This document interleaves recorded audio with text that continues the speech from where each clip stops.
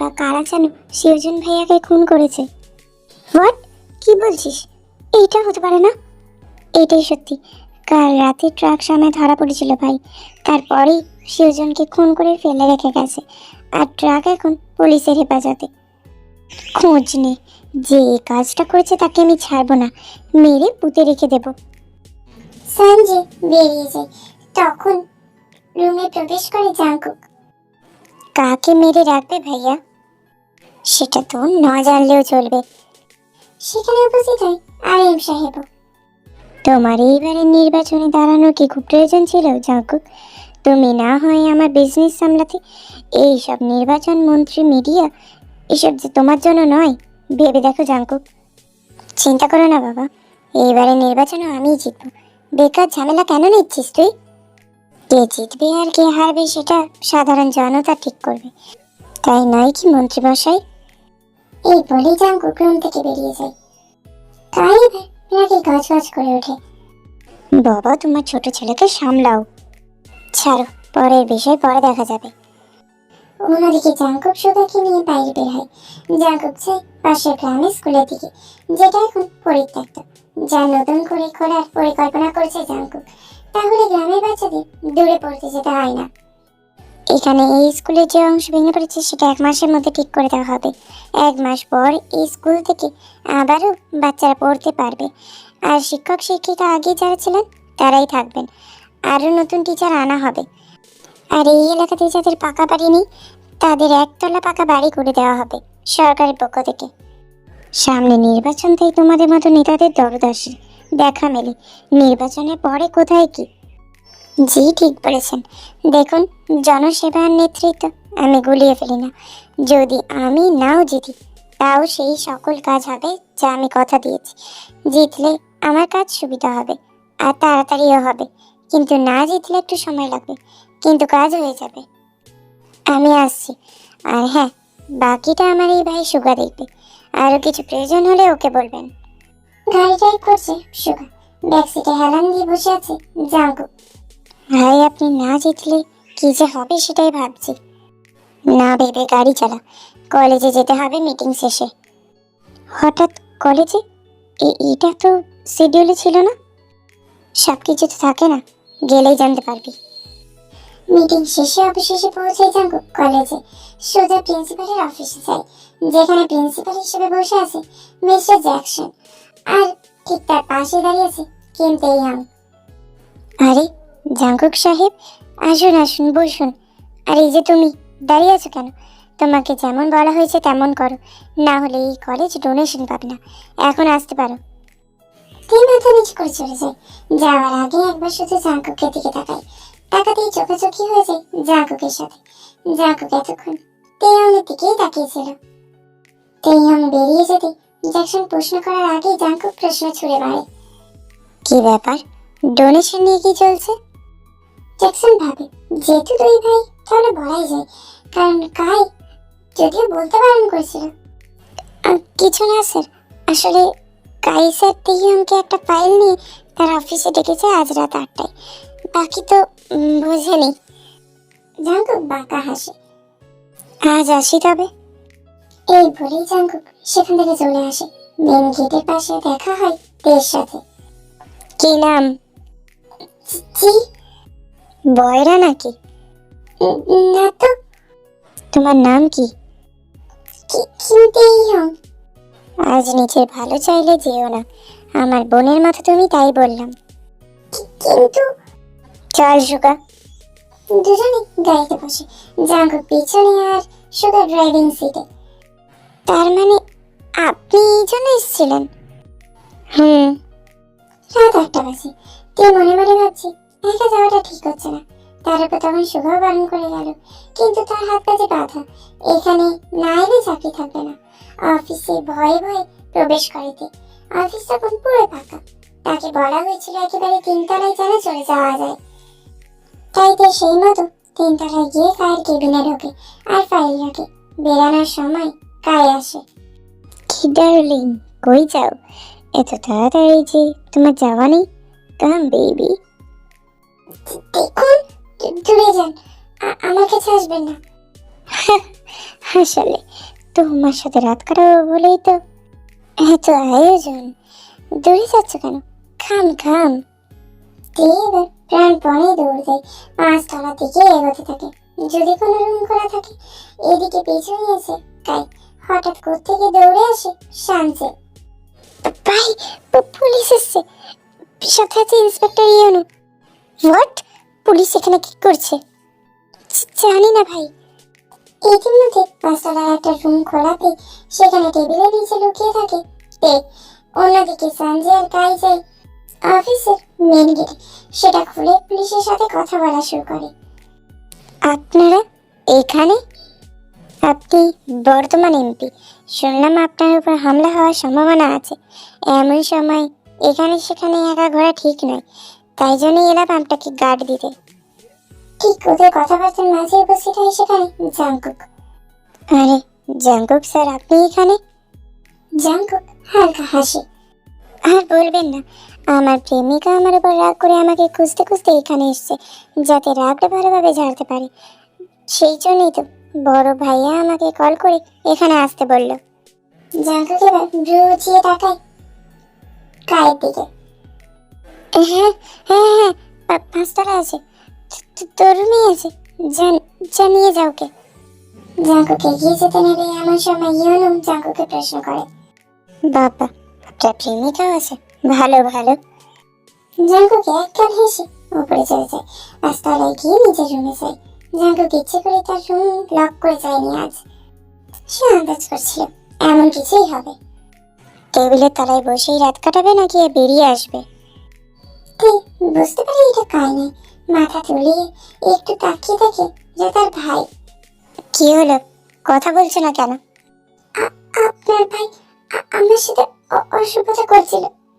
আচ্ছা, এখন যদি আমি করি, এতটা সভ্য ভদ্র লাগে আমাকে? এবার ভয় পাই, জাংকুকের চোখের দিকে তাকাই। চিন্তা নেই, বিশ্বাস করতে পারো। কি করবে তো বিশ্বাস? একটু আগে ঘটনার জন্য তে কিচ্ছু বলে না, কি করে বিশ্বাস করবে তে? ওকে, বিশ্বাস করবে না, ঠিক আছে, আমি চলে যাচ্ছি। এইবার নিজের মনকেও বাধা দিয়ে জাংকুক চলে যেতে নেবে এমন সময় জাংকুকের হাত ধরে আটকায়। জাংকুক হাতের দিকে তাকায়, যেখানে তে হাত ধরে রেখেছিল, তারপর তের দিকে তাকায়। আমি যেখানে নিয়ে যাবো যাবে, কোনো প্রশ্ন না করে আমি যা বলবো সেটাই করতে হবে। নিরাপত্তার দায়িত্ব আমার। রাজি তুমি? আমার সাথে থাকলে কেউ তোমাকে স্পর্শও করতে পারবে না। কেউ তো তবে খুঁজে পায় না। দেখো, আমার হাতে সময় খুব কম, তুমি রাজি হলেই আমি তোমার নিরাপত্তার দায়িত্ব নেব, না হলে তোমাকে এখান থেকে বের তো করে দেবো, কিন্তু তারপর গায়ে কিছু করলে আমি দায়ী নই। আর সেটা যে করতেও পারি এ বিষয়ে তুমি নিশ্চয়ই ভালো করে বুঝতে পেরে গেছো। আর ও এখনো অব্দি এমপি। আমি ভাই হলেও এই কাজের জায়গায় তোমাকে কিছু করলে সেই সময় আমি কিছুই করতে পারবো না। আর না তো আমি সবসময় তোমাকে এভাবে বাঁচাতে আসবো। এবার বলো কি করবে? 2 মিনিট চুপ থাকে। সত্যি যদি কায়ের কাজের জায়গায় ওকে আজে বাজে ভাবে কিছু করে, তাহলে তো জাঙ্কু কিছু করতে পারবে না। আর উনিও ব্যস্ত মানুষ, উনি তো আর সবসময় এভাবে বাঁচাতে আসবে না।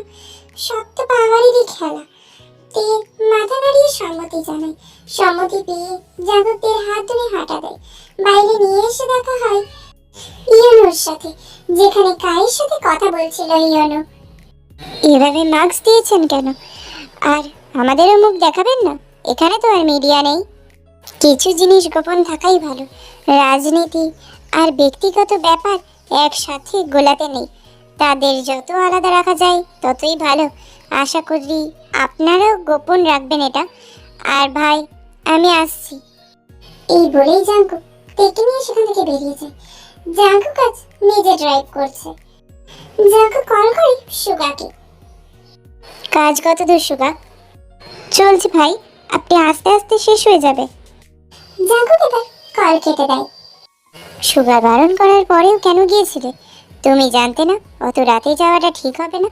আর তার থেকেও বড় কথা, সামনের মানুষটা চরিত্র কেমন এটা কি তোমার জানা নেই? তুই মাথা নাড়ায়, সে জানে। কিমতেই হাম, তোমাকে আমার কষিয়ে একটা চড় মারতে ইচ্ছে করছে, কিন্তু এখন দেব না, সময় মতো ঠিক পেয়ে যাবে। জাঙ্কুকের হঠাৎ এমন কথায় ভরকে যায়। হঠাৎ গাড়িটা এসে থামে কাজী অফিসে। আমার মেসে নাকি এখানে এলাম কেন? বিয়ে করতে। জাঙ্কুক নেমে তের দিকে দরজা খুলতে থাকে। বিয়ে কেন করতে হবে? আমাকে মেসে রেখে এলে তো ঝামেলা মিটে যায়। আচ্ছা, তা তোমাকে কে বললো মিটবে? মিটবে না, উল্টে আরো ঝামেলা বাড়বে। তুমি কি চাইছো, নিজেকে ওই কায়ের কাছে সঁপে দিতে? না। তোমার কোনো আত্মীয় আছে বা এমন কেউ যাকে তুমি অন্ধের মতো বিশ্বাস করতে পারো? তাহলে তার কাছে রেখে দিয়ে আসবো। এবার মাথা নিচু করে ফেলে, মৃদুভাবে মাথায় না সম্মতি জানিয়ে দাঁড়ায়। তাহলে তোমাকে যদি এখন একা ছাড়ি তাহলে কাই আবার তোমাকে তুলে নিয়ে যাবে। আর সবচেয়ে বড় ব্যাপার, আমি যদি তোমাকে না জেনে বিয়ে করতে চাই তাহলে তুমি না বলছো কেন? আমাকে বিয়ে করলে তুমি নিরাপত্তা পাবে। নিজের নিরাপত্তার কথা চিন্তা করে রাজি হতে পারছো না? প্রয়োজন হলে তুমি পরে তালাক নিয়ে নিও। তালাকের কথা শুনতে তুই মাথা তুলে তাকায়। জাগক এবার তের দিকে একটু ঝুঁকে যায়।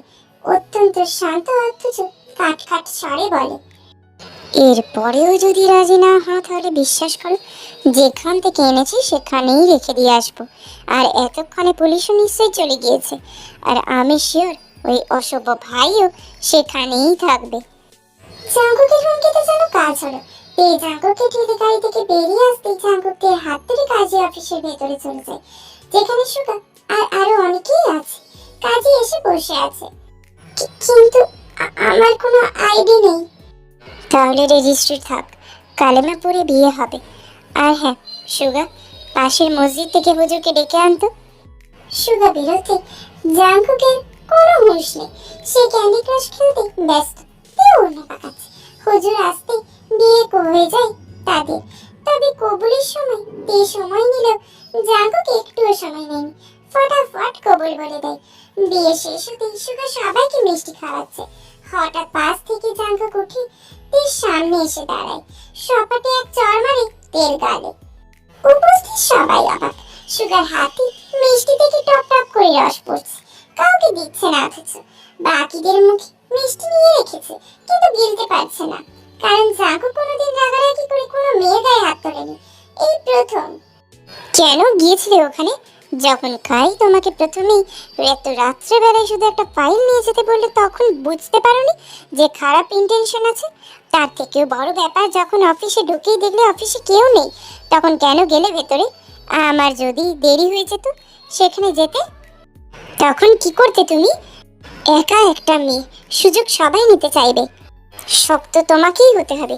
তার উপর সুগা বারণ করেছিল তোমাকে, খুব লেখেতো তোমাকে ওরা, বুঝছো? চটটা তখনই দিতাম, শুধু অধিকারটা ছিল না, তাই এখন দিলাম।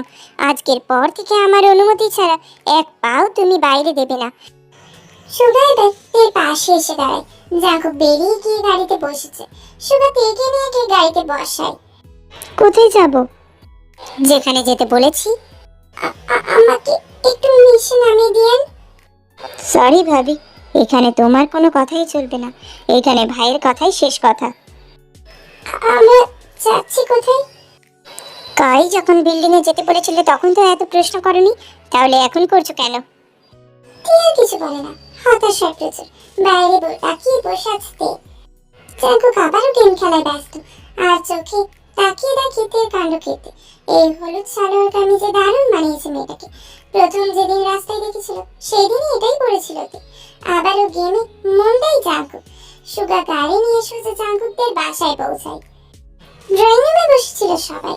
জাঙ্কুকের সাথে একটা মেয়েকে ঢুকতে দেখে অবাক হয় বাড়ির ছোট থেকে বড় সবাই। এটা কে জাঙ্কুক? বউ। মানেটা কি? এখন বউয়ের মানেও তোমাকে বোঝাতে হবে আম্মু। ভাইয়া তুমি এত মিষ্টি মেয়ে পেলে কোথায় গো? একদম পরীর মতো। জাঙ্কুক তুমি আমাদের জানানোর একবারও প্রয়োজন মনে করলে না? বউ আমার, বিয়ে করেছি আমি, জিজ্ঞেস করবো তোমাদের?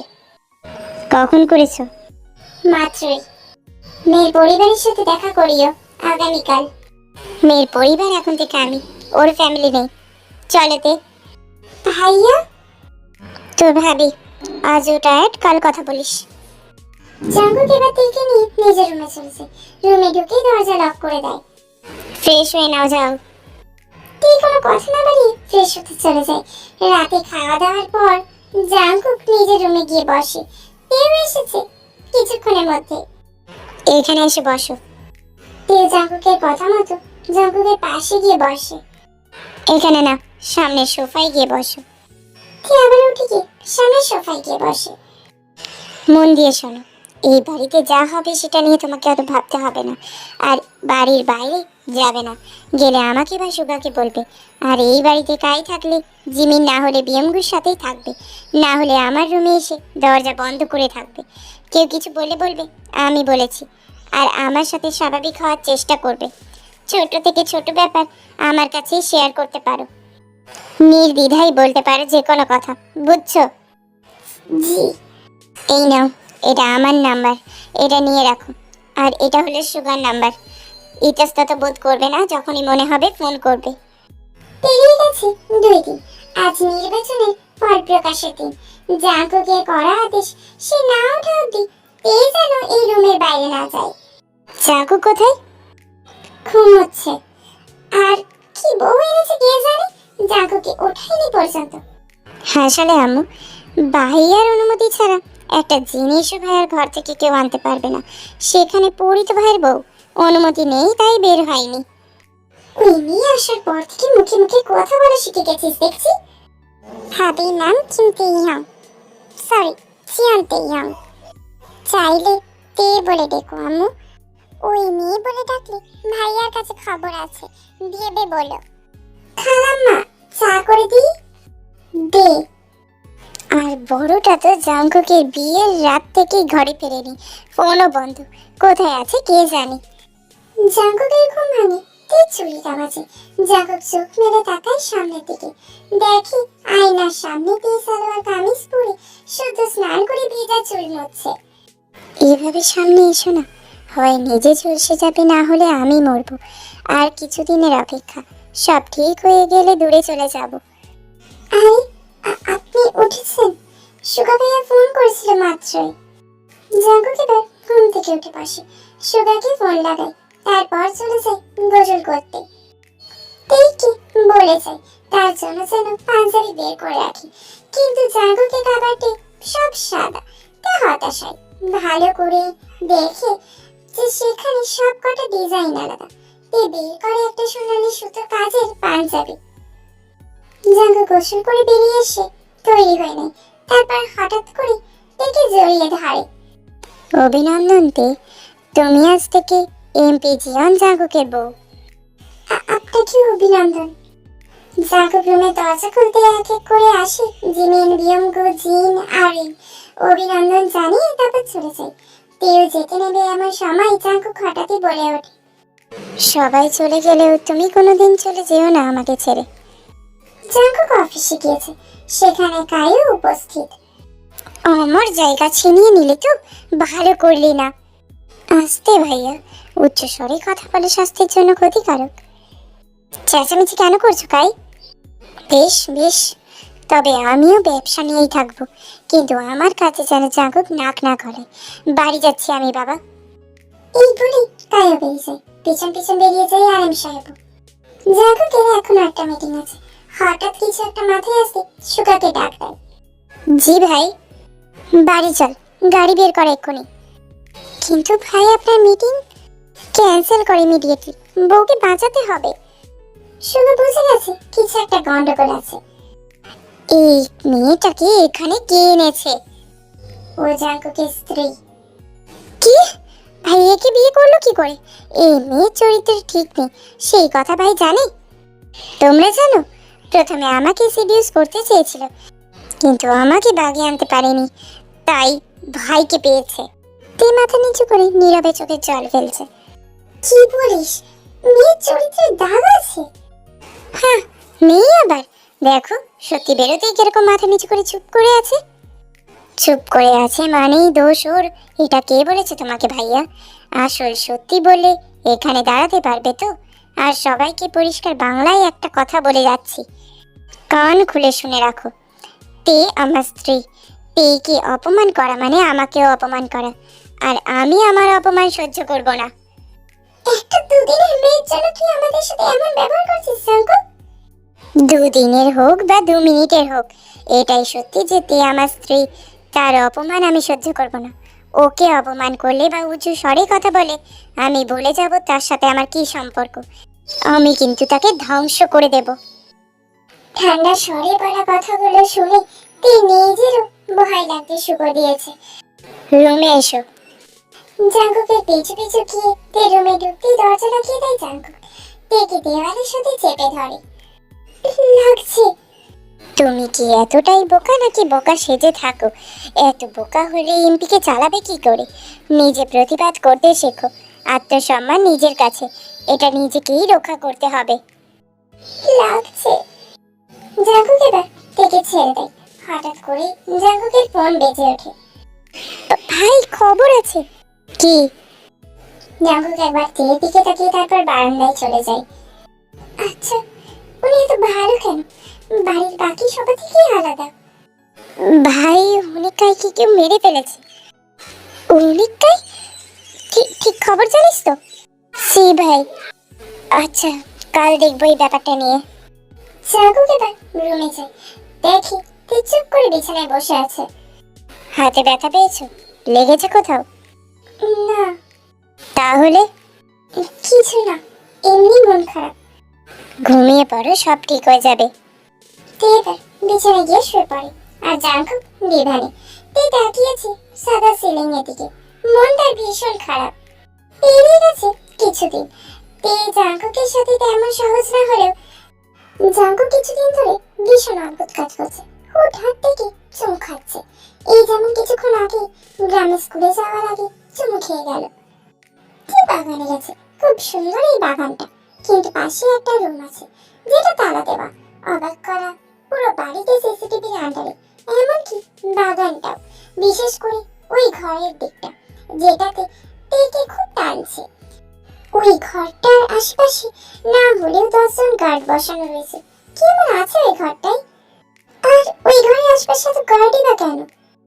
তে ওই ঘরের থেকে এগোতে নেবে এমন সময় জিমিন আর বিয়ঙ্গ আসে। ওইদিকে যাওয়া মানা পড়ি। কেন জানি না, আমাদেরও এটাই বলা হয়েছে। তাছাড়া সিসিটিভি দেখো কত আছে, ওদিকে গিয়ে আব্বা জেনে যাবে। তাই ভালো ওদিকে যেও না ভাবি। তুমি বরং আমার সাথে গেম খেলবে আসো। কিন্তু আমি যে পারি না, তার থেকে ভালো তুমিই খেলো। আচ্ছা, তাহলে আমিই গেলাম গেম খেলতে, তুমি বরং জিমিনের সাথে গল্প করো। তাই হাসে। এই পরিবারে বিয়ঙ্গ খুব চঞ্চল আর খুব ভালো। বাহ ভাবি, তোমার এই সানফ্লাওয়ার লকেটটা তো খুব সুন্দর। Thanks Jimin. আচ্ছা, আমি তোমাকে দুটো প্রশ্ন করি। অবশ্যই ভাবি। সুগা ভাইয়া কি তোমাদের বাড়ির আত্মীয়? হ্যাঁ, আমাদের কাজিন, আমার মামাতো ভাই। জাঙ্কুক ভাইয়ার সব থেকে বড় ভক্ত। তুমি কি সুগা ভাইয়াকে ভালোবাসো? জিমিন এই কথাটা আশা করেনি। জিমিন থমকে বসে আছে। কি হলো জিমিন? যা আম্মু কোনোদিন বোঝেনি সেটা তুমি এই কদিনেই বুঝে গেলে ভাবি। তার মানে হ্যাঁ, বলেছো ভাইয়াকে? উনি সব বুঝেও বোঝেন না। ভালোবাসা চেপে রেখো না, বলে দিও। জিমিন মলিন হেসে উঠে চলে যায়। তে বুঝলো না কি হলো ব্যাপারটা। তে, রুমে এসো। তে রুমে যেতে যাবে এমন সময় কিছু কথা কানে আসতে তে থমকে যায়। এই পরিবারের সবাই কেমন ধোঁয়াশার মধ্যে থাকে, কেমন জানি একটা। আরে আজ চালান করতে না পারলে আর কোনোদিন পারবে না। আজ ঠিক রাত 1টায় কাজ যেন শুরু হয়, আর ভোর 4টের আগে শেষ করতে হবে। আজ আর কাল আমি ঘরেই থাকবো, যাতে আমার উপর সন্দেহ না খাটাতে পারে। টিয়া বেশ কিছু না ভেবে জাঙ্কুকের কাছে চলে যায়। এসো, এখানে বসো। টিয়া তাই করে। যা বলছি সেটা মন দিয়ে শুনবে। আজ আমাকে একটু কুমিল্লা যেতে হবে। ফিরতে ফিরতে পরের দিন সন্ধে হয়ে যেতে পারে। সাবধানে থাকবে, আর গায়ের আশেপাশে যেতে যেও না। এই বলেই জাঙ্কুক বেরিয়ে যায়। যাবার আগে অবশ্য তের কপালে চুমু দিয়ে যেতে ভোলে না। সাথে যায় সুগা। তে রাতে যথারীতি ঘুমোতে যায়। রাত তখন 12টা বাজবে এমন সময় দরজায় টোকা পড়ে। তে ভাবে জিমিন হতে পারে, তাই রুমের দরজা খোলে। কারণ এর আগেও জিমিন এসেছিল ঠিক মাঝরাতে। কিন্তু সামনে তাকিয়ে দেখি কাই। ধাক্কা দিয়ে কাই ভেতরে আসে। তে চিৎকার দেয়, হাতের কাছে বড় ফুলদানি দিয়ে মাথায় বাড়ি মারে। তের চিৎকার শুনে জিমিন বাইরে আসে, সাথে আসে বিয়ঙ্গু আর বাকি বড়রাও। লিজাপু জানতো এমন কিছু হবে। হঠাৎ দরজা ভেঙে ভেতরে আসে এক দল গুন্ডা, যারা হঠাৎ করে গুলি করা শুরু করে দেয়। তে ভাবে এটাও হয়তো কায়েরই লোক। তে সবাইকে বাঁচিয়ে মারপিট করা শুরু করে দেয়। সাথে বিয়ঙ্গু আছে, কিন্তু বাচ্চা ছেলে, কতই বার পারবে। সামনে একজন বিয়ঙ্গুর দিকে গুলি করতে যাবে এমন সময় লিজা সামনে চলে আসে। জিন চিল্লিয়ে ওঠে। লিজার রক্তাক্ত দেহ মাটিতে লুটিয়ে পড়ে, কিন্তু এমন সময় কেউ খেয়াল করেনি পিছন দিক থেকে একজন বন্দুক তাক করেছে তের দিকে। জিমিন ছুটে গিয়ে দাঁড়ায় তের পেছনে। তে কি গার্ড করে, গুলি এসে লাগে জিমিনের গায়ে। জিমিন ঢলে পড়ে তের কোলে। আইএম সাহেবও কিছুক্ষণ ধরে গুন্ডা আটকানোর চেষ্টা করছে। জিমিন আদো আদো কণ্ঠে তেকে বলে, ভাবি, ভাইয়া তোমাকে খুব ভালোবাসে। আমি তো পেলাম না আমার ভালোবাসা, আমার ভাই যেন পাই। তুমি ছেড়ে যেও না সুখা ভাইকে। আর যে দেখা হলো না ভাবি, তুমি সুখা ভাইকে। বেশ, আর কিছু বলতে পারলো না, বলে পড়লো তে কোলে। তে কেঁদে ফেলে। না, তে বাঁচাতে পারলো না জিমিনকে। সামনে একজন বলে ওঠে, এটাই মনে হয় জাঙ্কুকের বউ, তোর এটাকে। তেকে তুলে নিয়ে যায়। বিয়ঙ্গু, জিন, আরএম সাহেব বাধা দিতে এলো, তাদের মাথায় আঘাত করা হয়। আরএম সাহেব কোন প্রকারে বেঁচে যায়, কিন্তু জ্ঞান হারায় বিয়ঙ্গু আর জিন। পুলিশ আসে কাইকে অ্যারেস্ট করতে, কারণ তার ট্রাক ধরা পড়ছে সব পাচার করতে যাওয়া জিনিস সমেত। তাতে ছিল গাড়ি ভরা ড্রাগ, সাথে অস্ত্র, আরো অনেক কিছু। সুগা গাড়ি চালাচ্ছে এমন সময় ফোন আসে। ইউনু কেন কল করছে? না ভেবে ফোন ধর। হ্যাঁ ইউনু বলো। আমরা কাইকে অ্যারেস্ট করতে এসেছিলাম, ওনাকে অ্যারেস্ট করা হয়েছে, আর জালি মাল সহ ধরা পড়েছে, সাথে সমস্ত ড্রাগ অস্ত্র আছে। কিন্তু আপনাদের বাড়ির অবস্থা খারাপ, সব গার্ডদের মেরে রেখে গেছে কেউ, সাথে আপনাদের পরিবারের মেয়েকে ওরা। এটা শুনি সুগা হঠাৎই গাড়ি ব্রেক কষে, গলা কাঁপছে তার। কোনো মতে জিজ্ঞেস করে, জিমিন কি হয়েছে জিমিনের? জাঙ্কুক তাকায় সুগার দিকে। আমরা যতক্ষণে আপনাদের বাড়িতে এসে পৌঁছাই ততক্ষণে বাড়ির অবস্থা বেহাল হয়ে গিয়েছে। বাড়ির ভেতরে ঢুকে দেখি জিমিন মাটিতে পড়ে রয়েছে। চেক করার পর বুঝতে পারি সি ইজ নো মোর। আর ম্যাম। সুগার কথা বলা বন্ধ হয়ে গেছে, হাত কাঁপছে, কিছু তার কানে ঢুকছে না। ফোন পড়ে যেতে নিলে জাঙ্কুক ফোনটা ধরে। বলো স্যার, ম্যামকে ওরা তুলে নিয়ে গেছে। জাঙ্কুক কল কেটে দেয়। সুগা পাশে বস, আমি ড্রাইভ করছি। সুগা নীরবে চোখে জল ফেলছে। শক্ত মানুষটাও এভাবে ভেঙে পড়তে পারে জাঙ্কুক আশা করেনি। জাঙ্কুকের শ্বাস বন্ধ হয়ে আসছে, তাও ফুল স্পিডে গাড়ি চালিয়ে 3 ঘন্টার রাস্তা প্রায় 1.5 ঘন্টায় পৌঁছায়। জিমিন আর লিজার মৃতদেহ পড়ে রয়েছে, বাকিদের হসপিটালে নেওয়া হয়েছে। সুগা দিক দিক শূন্য হয়ে জিমিনের কাছে টলতে টলতে যায়, ধপ করে বসে পড়ে তার পাশে। কান্নায় ভেঙে পড়ে সুগা। এই প্রথমবারের মতো জিমিন মেয়েটা সুগাকে ভালোবাসতো, এটা সে জেনেও না জানার ভান করত, পাত্তা দিত না। কিন্তু দিন শেষে জিমিনকে নিয়েই ভেবে যেত। ভেবেছিল নিজে প্রপোজ করবে জাঙ্কুককে বলে, বিয়েও করবে। কিন্তু আজ সব শেষ। জ্ঞান ফিরে বিয়ঙ্গু আর জিনে প্রায় সকালের দিকে রিসার্চ করার সাথে সাথে বাড়ি আসে। জাঙ্কুক আসার পরে আরএম সাহেব গিয়েছিলেন হসপিটালে, তার আগে তাদের অ্যাম্বুলেন্সে পাঠিয়ে দেওয়া হয়। ইউনু তেকে খুঁজছে জাঙ্কুকের আদেশ পাওয়া মাত্রই, কিন্তু পাওয়া যায়নি। জিমিনকে দাফন করা হয়, কিন্তু সেই সময় সুগা যায়নি। সুগা যায় জিমিনের রুমে। সে যে তার প্রেয়সীর এমন বিদায় দেখতে পারবে না। জাঙ্কুক সেই জন্য ওই রুমে কাউকে যেতে নিষেধ করে দিয়েছে। এই এক প্রহরের মধ্যে কি দেখে কি হয়ে গেল। জাঙ্কুক নিজের রুমে গিয়ে কান্না করছে নীরবে। এই কান্না এক ভাইয়ের, তার বোনের জন্য বুক ফাটা আর্তনাদ। এই কান্না তার প্রেয়সীর, তার অর্ধাঙ্গিনীকে হারানোর কান্না, তার ব্যর্থতার কান্না। সুগা প্রায় অনেকক্ষণ বসে জিমিনের রুমে কান্না করে। তারপর জিমিনের পড়ার টেবিলের কাছে যায়, একটা ডায়েরি পায়। খুব ইচ্ছে করলো ওটা পড়তে। আবার পাশেই রাখা একটা সাদা গোলাপ, হয়তো আজ সকালে বাগান থেকে এনেছিল সেটা। সেখানে আছে নিত্যদিনের কিছু কথা, যা কাউকে বলা যায় না, তা সে ডায়েরিতে লিখে রাখে। পাতা উল্টাতে উল্টাতে চোখ আটকালো একটা পৃষ্ঠায়। প্রিয় সুগা ভাই, আপনি আমার হৃদয়ে লুকায়িত এক মিষ্টি যন্ত্রণা, কখনো আবার তীব্র ব্যথা। যখন আপনি আমাকে হেয় করেন, আমাকে পাত্তা দেন না, আমাকে বুঝে না বুঝে চলে যান, এই ব্যথা তখন হয়। খুব কান্না পাই জানেন। আপনি একটুও বুঝলেন না আমায়। একটু বুঝলে কি খুব ক্ষতি হতো? আমি জানি আপনি আমায় ভালোবাসেন। একজন প্রেমিকা তার প্রেমিকের মন পড়তে যদি নাই পারে, তাহলে সে কেমন প্রেমিকা? আমাকে প্রকাশ্যে ভালোবাসার কথা কবে বলবেন সুগা ভাই? কবে বুঝবেন আমাকে? বেশি দেরি করে ফেলবেন না যেন। হয়তো সেদিন আমি অনেক দূরে চলে গেলাম, তখন কিন্তু আপনি চেয়েও আমাকে পাবেন না।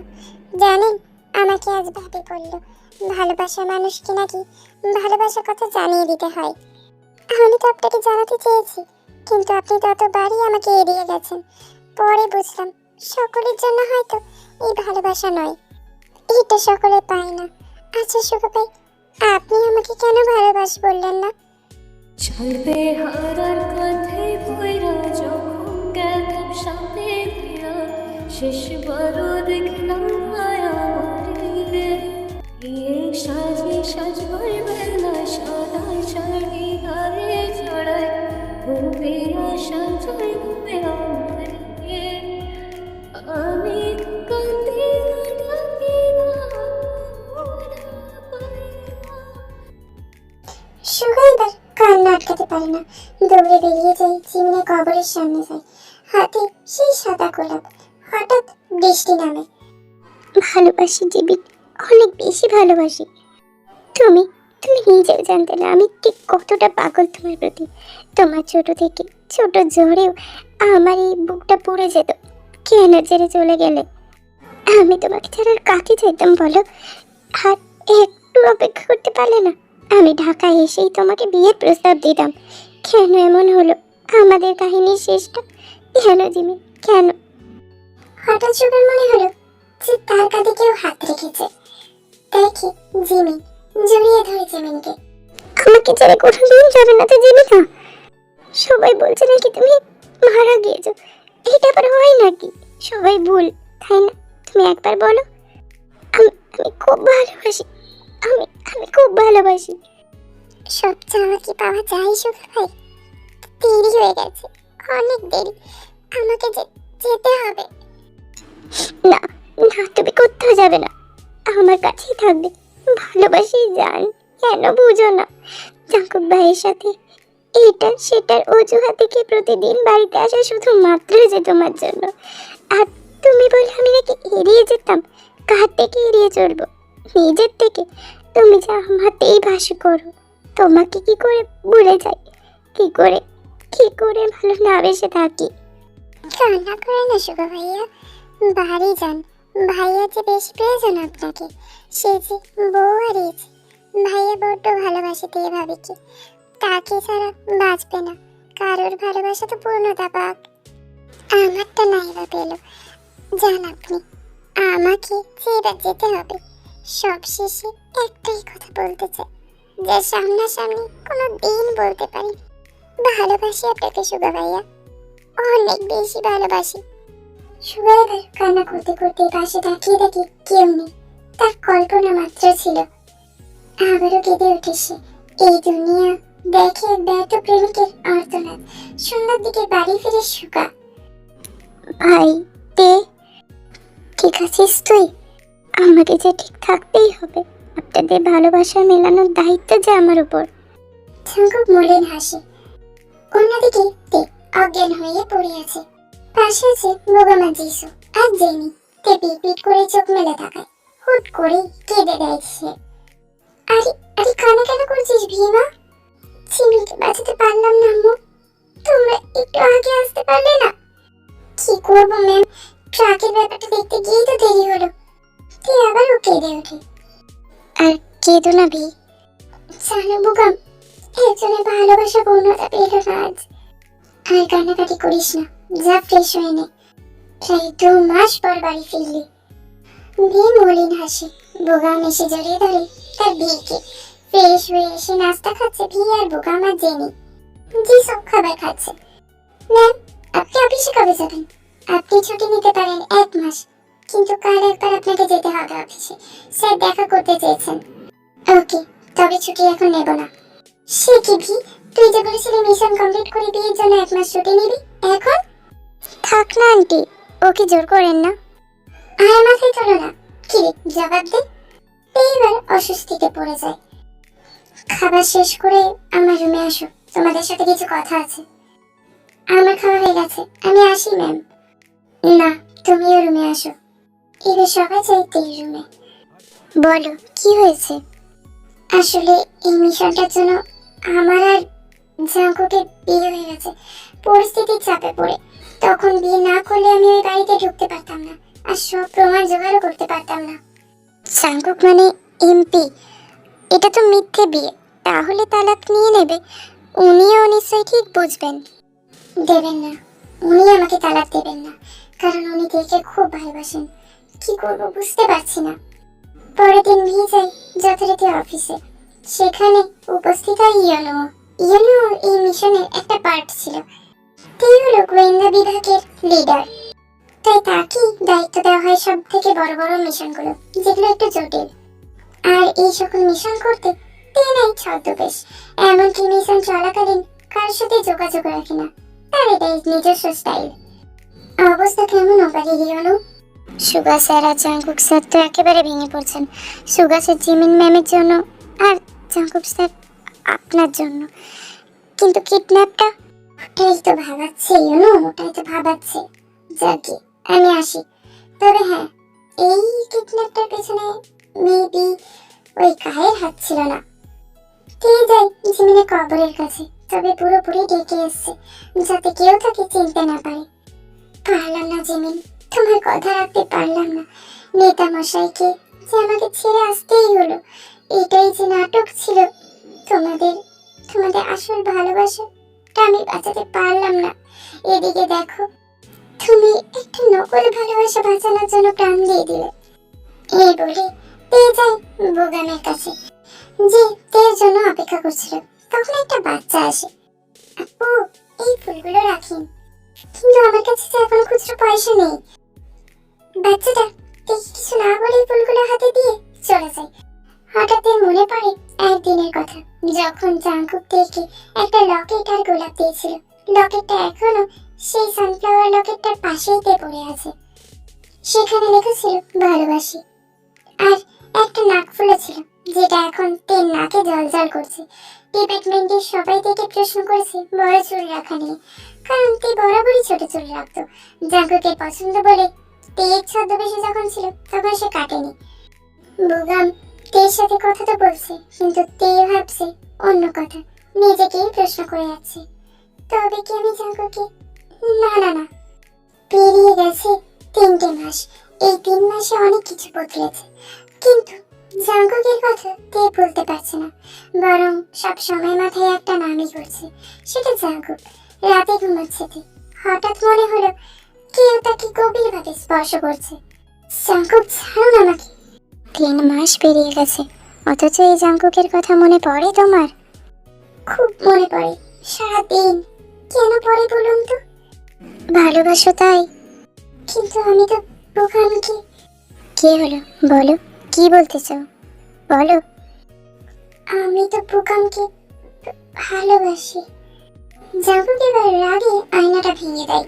তে আওয়াজে ঘুম থেকে উঠে বসে, দেখে আয়নার টুকরো টুকরো। তবে কি জাঙ্কুক সত্যি এসেছিল?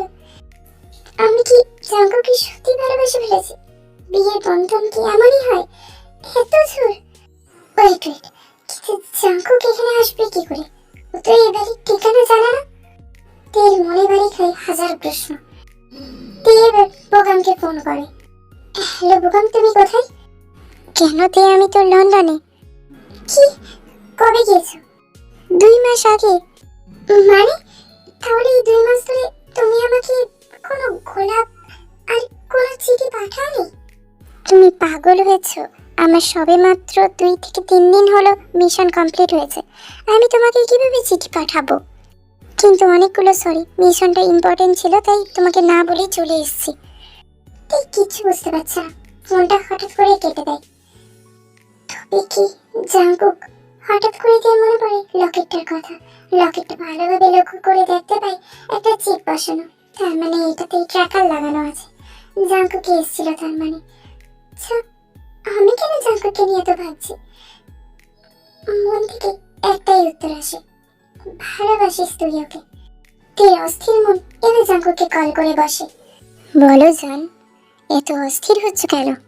আপনি কি করে জানেন এটা আমি? আর এই নাম্বারে তো আমি আপনাকে কোনোদিন কল করিনি, আপনার তো জানার কথা নেই।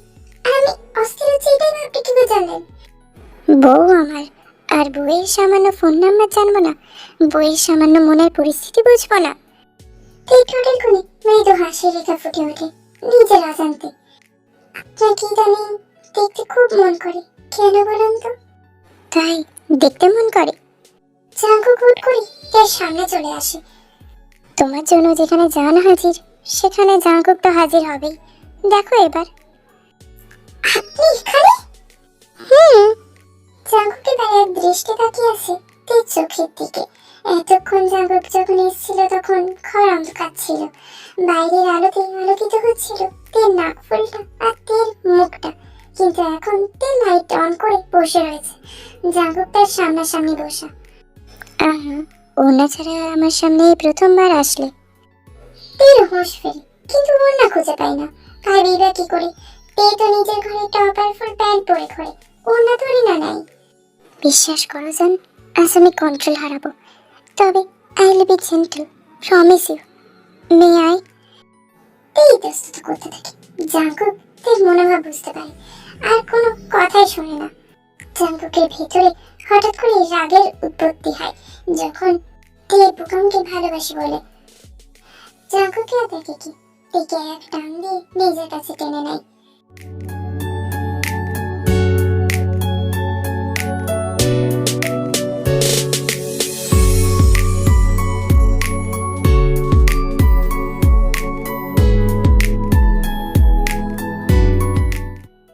পরের দিন সকালে বোগাম আসে তেকে ডাকতে। আসলে আগের দিন রাতে তে কল করেছিল, বোগাম বলেছিল সে লন্ডনে আছে। আসলেও ছিল না, সেই মাত্রই এয়ারপোর্টে নেমেছিল। অত রাতে থেকে সারপ্রাইজ না দিয়ে ভেবেছিল পরের দিন দেবে। তে রুমে চাবি খুলে বোগাম, কারণ অনেক ডাকার পরেও তে দরজা খোলে না। বোগামের কাছে একটা লক অলওয়েজ থাকতো। রুমে ঢুকে দেখি তে ঘুমাচ্ছে, কিন্তু বাথরুম থেকে পানি পড়ার শব্দ আসছে। ভি, এই ভি, ওঠো, তোমার রুমে কি আছে? তীর ঘুম ভাঙে। তীর সামনে বোগামকে দেখে হাফ শুকিয়ে যায়। চাদর হালকা তুলে দেখি না, সব ড্রেস পরে আছে। বুঝে যাই এটা জাঙ্কুকের কাজ। তীর উঠে বসে, তখনই ওয়াশরুম থেকে বেরিয়ে আসে জাঙ্কুক। এইভাবে একটা বিবাহিত মেয়ের রুমে ঢুকে পড়তে নেই, এটা জানো না?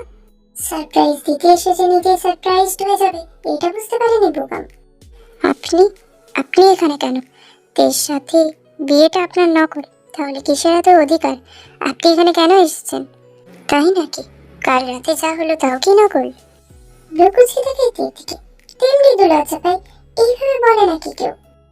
এই তুমি তো আমাকে ভালোবাসো। ভালোবাসতো, সবটাই অতীত। এখন তার স্বামী উপস্থিত এখানে। দেখো বোগাম, উনি আমার স্বামী, অধিকার আছে ওনার। তাছাড়া আমি ওনাকে মনের অজান্তেই ভালোবেসে ফেলেছি, কি করে জানি না। হয়তো বিয়ের বন্ধনটাই আমাকে এমনটা করতে বাধ্য করেছে। হয়তো এতই জোর বিয়ের বন্ধনে, জানি না আমি। দেখো তুমি ওনাকে তালাক দিও। দেখো বি, কি হয়েছে তোমাদের মাঝে আমি কিছু মনে রাখবো না, কিছু জানতেও চাই না, শুধু তোমাকে চাই। ভালোবাসি আমি তোমায়, তোমাকে ছাড়া ভাসবো কি করে? তালাকের কথা শুনতে জ্বলে ওঠে জাঙ্কুক। জাঙ্কুক বোগামকে মারতে যাবে তখন তে বাধা দেয়। দেখো বোগাম, এটা সম্ভব না। আমি তোমাকে ধোঁকা দিয়েছি নাকি জানি না, তুমি ভাবতেও পারো, কিন্তু এখানে আমার কোনো হাত ছিল না।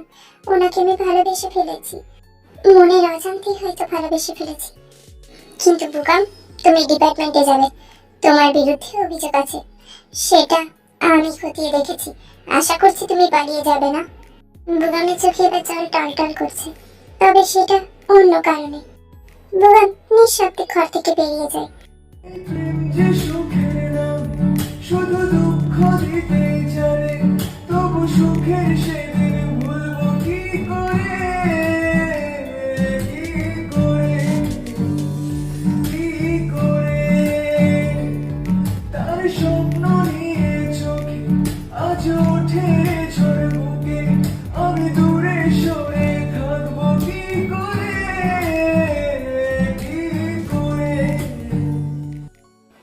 তড়িঘড়ি আসে তের সামনে। একে যেন তোমার আশেপাশেও না দেখি। বাড়ি ফিরবে কবে? এখানে আমার আরো কিছু কাজ আছে। আর হ্যাঁ, আপনার ভাইকে ছাড়ানোর চেষ্টাও করবেন না। ঠিক আছে। সুকা ভাইয়া সামলেছে। আচ্ছা, তবে আপনার বাবাকে কাল ডিপার্টমেন্টে নিয়ে আসবেন। কেন? আসলেই বুঝতে পারবেন। পরের দিন ডিপার্টমেন্টে আর এম সাহেব এলো, বোগাম আসেনি।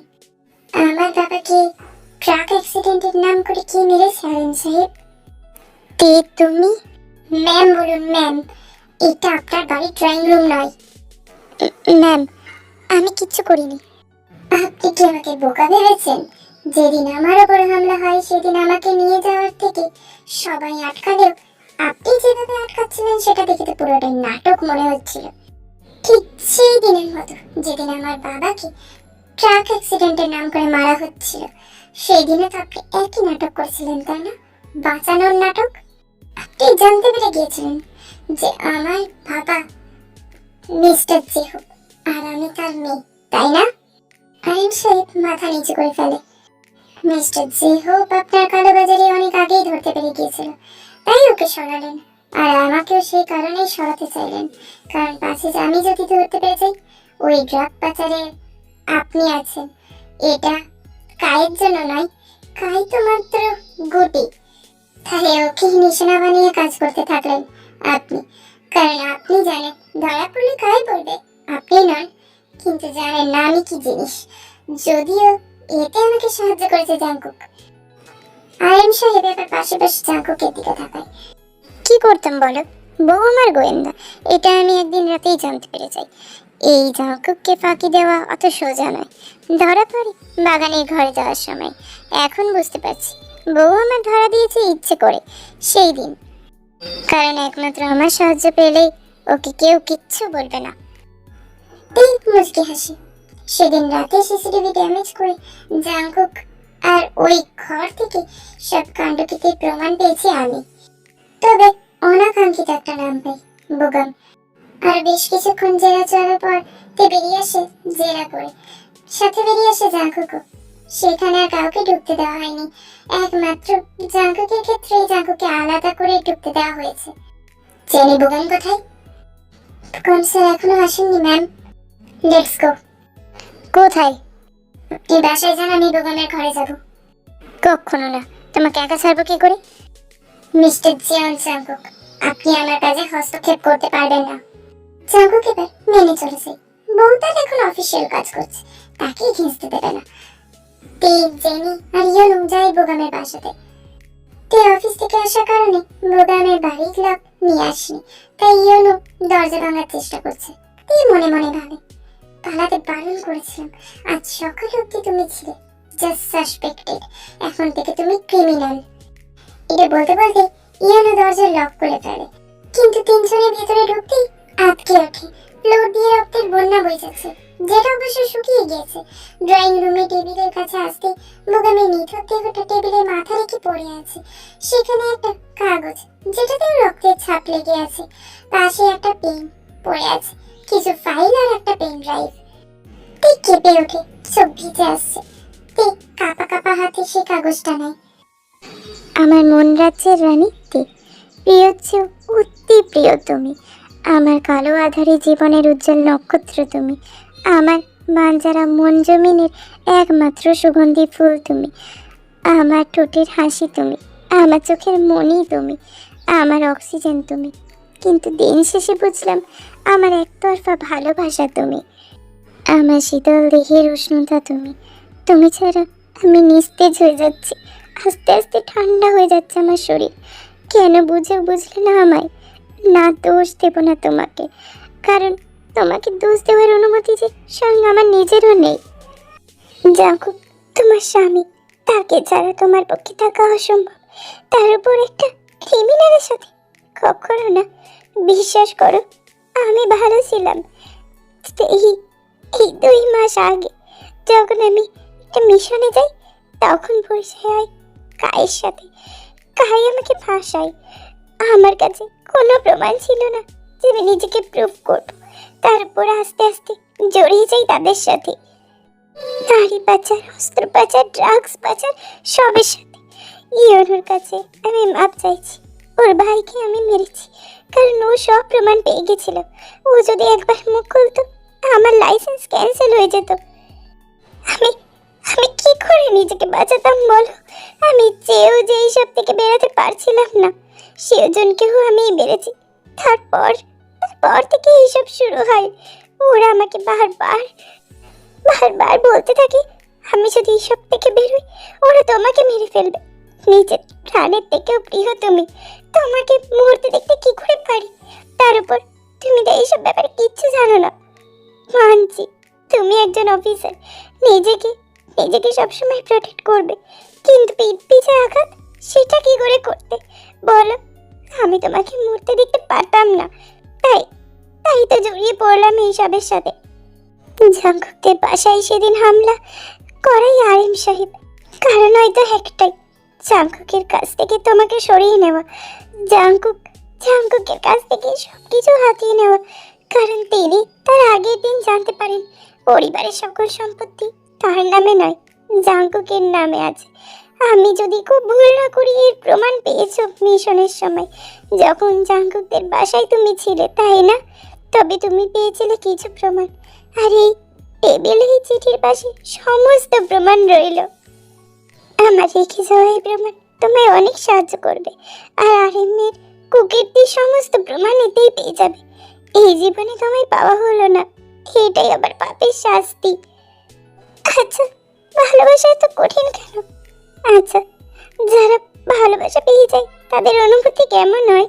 আমার এই চিঠি তুমি পড়লে আমার জন্য একটু দোয়া করো, যাতে পরের জন্মে আমাদের আবারও দেখা হয়, সেখানে যেন আমি তোমায় জিততে পারি। আমিও যেন ভালোবাসার সম্পূর্ণ অনুভূতিগুলো অনুভব করতে পারি। কত কথাই তো না বলা রয়ে গেল, কত ইচ্ছে যে অপূর্ণ রয়ে গেল তার হিসেব নেই। আমার ভালোবাসা উজাড় করা বাকি থেকে গেল। সবচেয়ে বড় বাকি থাকা সেটা হলো তোমাকে পাওয়া বাকি রয়ে গেল, যদিও সেটা অসম্ভব ছিল। হাস্যকর ব্যাপার কি জানো, এই পুরো আমিটাকেই তোমায় সঁপে দিলাম, তাও আমি তোমার চোখে অদৃশ্য রয়ে গেলাম। তোমার সামান্য ব্যথাতে যে জর্জরিত হতো, আজ সে নিজের হাতে দেহ ক্ষত বিক্ষত করে ফেলেছে, তাও প্রাণ বের করতে পারছে না। দেখো আমার পাশ দিয়ে কতই না রক্ত বয়ে যাচ্ছে, তাও আমি সজাগ। আমি লিখছি, এখনো শান্তি পাচ্ছি না, আমি একটুও শান্তি পাচ্ছি না। সেই সাক্ষাৎ করার আগে একটা ইচ্ছের কথা লিখতে চাই। আমার শেষ ইচ্ছেটা তুমি পূরণ করবে তো?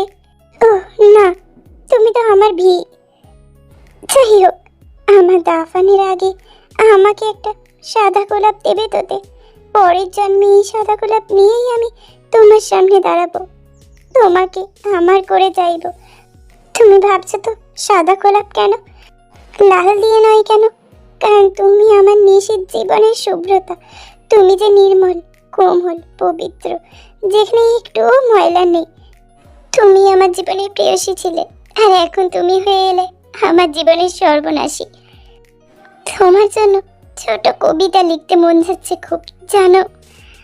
তুমি প্রেয়সী, তুমি সর্বনাশী। বলো সখী, তোমারে কি রূপে ভালোবাসি? যদি প্রেয়সী হও আমি হব তোমার মন ভোলানো হাসি, আর যদি সর্বনাশী হও এসো সখী এসো, আমার হৃদয়ের দ্বার রইল উন্মুক্ত, করো আমার হৃদয়ের সর্বনাশ। তবু যেন সখী সবার অবশেষে রইব শুধুই তোমার, হোক না সে বাসর ফুলের সাজ বা আমার ধ্বংসস্তূপের হাহাকার। মারলে মারবে তুমি, আবার বাঁচবো তোমারই ছোঁয়ায়, তাই নেই কোনো অভিমান। তুমিই প্রেয়সী, আবার তুমিই সর্বনাশী, এই দুই যে আমারই প্রাণ।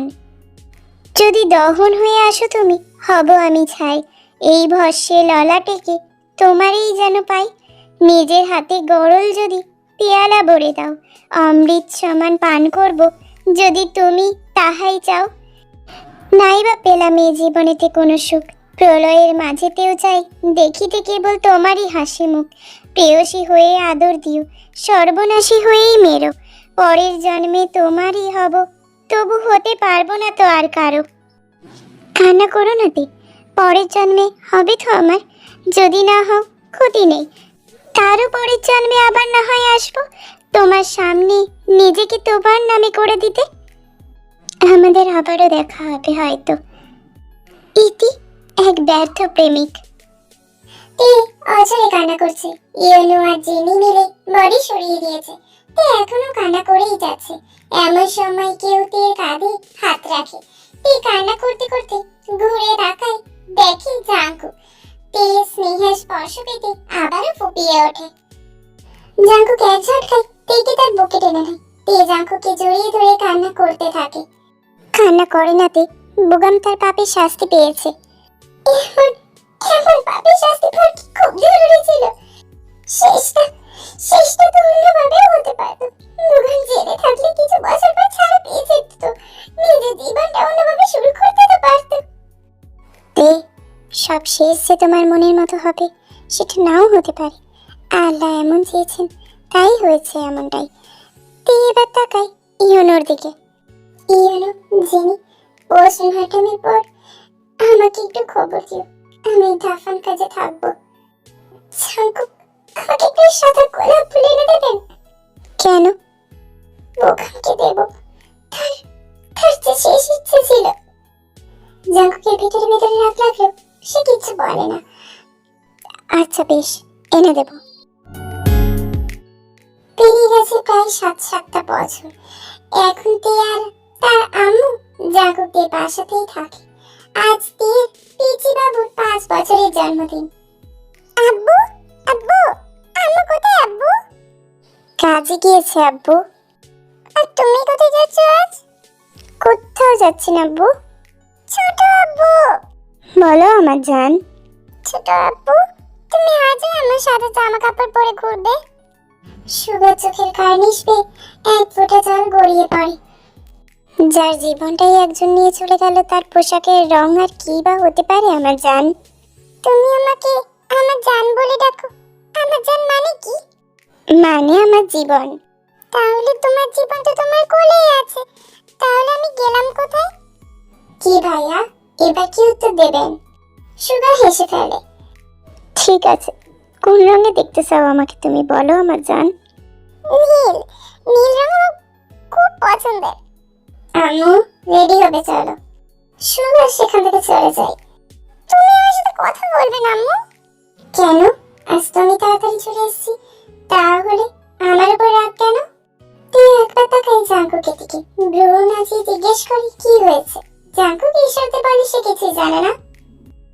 ইয়নো মামার কাছে দুটো ছোট্ট ছোট্ট পুতুল আছে, জিয়ন আর ইয়নি, কিন্তু ওরা কি সুন্দর খেলে। কিন্তু দেখো আমার কেউ নেই, ওরা কি সুন্দর একসাথে খায়।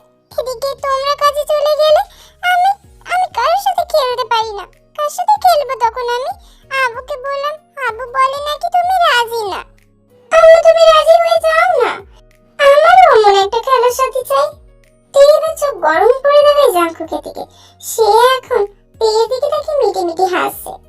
যেমন বাপ তেমন ছেলে, দুটাই লাগাম ছাড়া। আর এই তুই তুই 5 বছর বয়স, তোর এসব কি শিখিয়েছিস? আর কার থেকে শিখেছিস? আব্বু, কিন্তু কিন্তু আব্বু তো ঠিকই বলেছে। এই আবারও চেতে ওঠে, টিকুকের দিকে তাকায়। যদি সত্যি তোমার সাথে চাই, তাহলে আজ তোমার ছোট আব্বুর সাথে ঘুমাতে হবে। কি রাজি তো? আমি এক্ষুনি চলে যাচ্ছি। টিকু চলে যেতেই তে ছুটে যায় জাঙ্কুকের কাছে। আস্তে যান, এই তো দাঁড়া, আস্তে আসো, মাত্রই তো গোসল করছি, এখন আরেকবার করতে প্রবলেম নেই। কি স্টার্ট করি? বেয়াদব, উত্তীব বেয়াদব একটা লোক আপনি।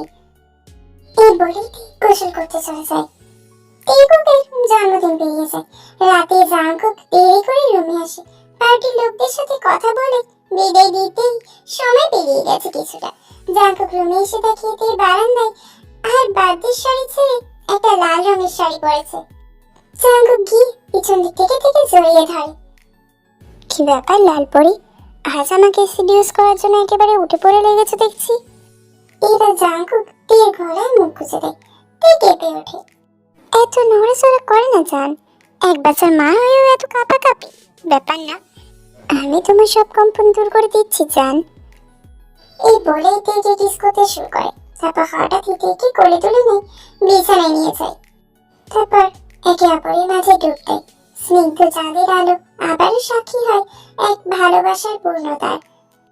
কিন্তু এই ভালোবাসার এক প্রহরে চাঁদের স্নিগ্ধ আলো সাক্ষী হয় দুই ব্যর্থ প্রেমিকের।